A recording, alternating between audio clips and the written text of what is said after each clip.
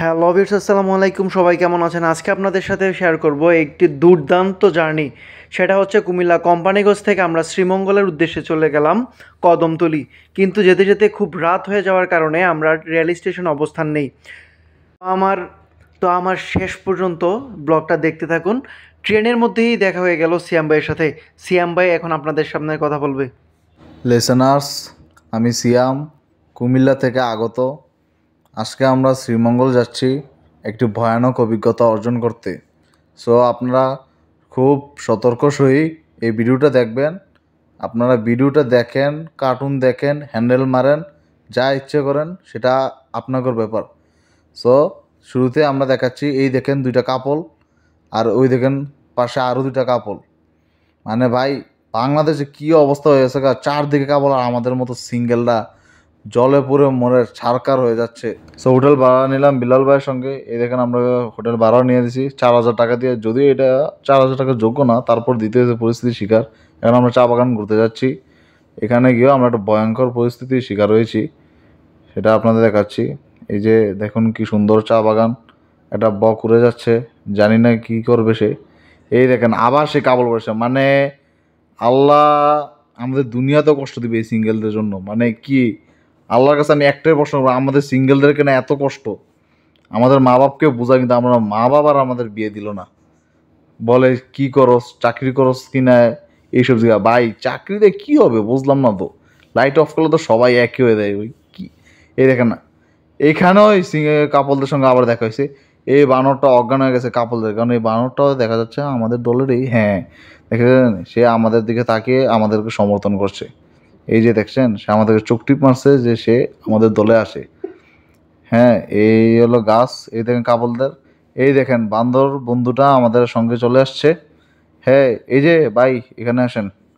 হ্যাঁ ভাই, একটু আমাদের পথ দেখান, আমরা এখানে আর আগে আসিনি তো, একটু পথ দেখান। হ্যাঁ, এই দেখেন বান্দরটা এভাবে খুব সতর্ক সে আমাদেরকে নিয়ে যাচ্ছে। আর ওই কাপড়ে দেখে বান্দর আরও বেশি চেতে গেছে গা। ওই দেখেন কুকুরটা সাথে এসে পড়েছে, হ্যাঁ সিঙ্গেল। এই যে এরা দুজন আসছে, এখন জানি না কি হবে আগে, তবে পুরোটাই থাকবে রহস্য। এখানে একটা ঝর্ণা আছে, যদিও এটা পানির নিচ থেকে উৎপন্ন হচ্ছে, এটা বলতে পারেন আল্লাহর একটা কুদরত। যাক আলহামদুলিল্লাহ। এখন এই পানি ঝর্ণাটা শেষে আমরা আবার আসছি আরেকটা জায়গায়। এখানে আবার অদ্ভুত প্রাণী আছে, যেগুলো বাপের জন্মের নাম শুনি নেই। তারপর আছে, কারণ বাংলাদেশে সবই সম্ভব, মেয়েদেরকে ছেলে বানানো যেমন সম্ভব হয়, সবই সম্ভব হবে। এই দেখেন একটা বুড়ো, মানে কি বলবো, বালপাক না একটা বুড়ো বানর। এই দেখেন কীভাবে যাইছে, মানে কি রে ভাই, বুড়ার এত অ্যাটিটিউড কিভাবে থাকে বুঝলাম না তো। এই দেখেন গাছে চড়েছে, মানে ভাই রে ভাই, মানে দেখাচ্ছে যে তার একটা ভ্যালু আছে। এ নিচে নাম, নিচে নাম। এ দেখছেন নিচে নামে না, চিন্তা করছেন চিপস ফালাইতে চাইয়া রইছে। ওই দেখেন আবার হাঁটছি, যায় না। তারপরে কি করবো আর বাইরে ভাই। ওই দেখেন কাপল দুটো হাতে রয়েছে, আহারে আল্লাহ, তোমার কাছে বিচার দিলাম, আমাদের কেন এই দুনিয়ার থেকে নেয় না আল্লাহ। এই দিন দেখার জন্য না আল্লাহ আমাদের বাসায় রাখছে। মনটা তো বলছে এখন একটা ট্যাঙ্ক দিয়ে উড়াই দিতে আমি দুজনকে। ভাই রে ভাই। আচ্ছা, যাক, খুবই কষ্টে এদের থেকে পিছন ছড়ালাম। এখন আমরা গহীন জঙ্গলে যাচ্ছি, জেনে এখানেও কোনো গুপ্তধনের উদ্দেশ্যে যাচ্ছি, যদি গুপ্তধন পেয়ে যাই। যদিও জানি যে পাবো না, কারণ বাংলাদেশের সব হগিরের দল আগে গুপ্তধন সব লুট করে ফেলেছে।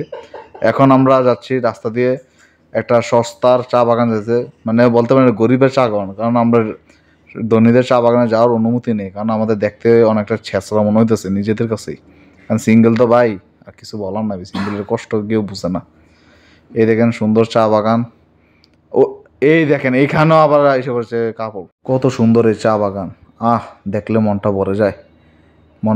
মন বলে সবসময় থাকবে। এ আরে আবার এসেছে এরা, মানে ভাই কি বলবো এদের, মানে মৌমাছি আর গোলাপ ফুলের যেমন একটা সম্পর্কে, এরা আগলাগলি ধরে রয়েছে।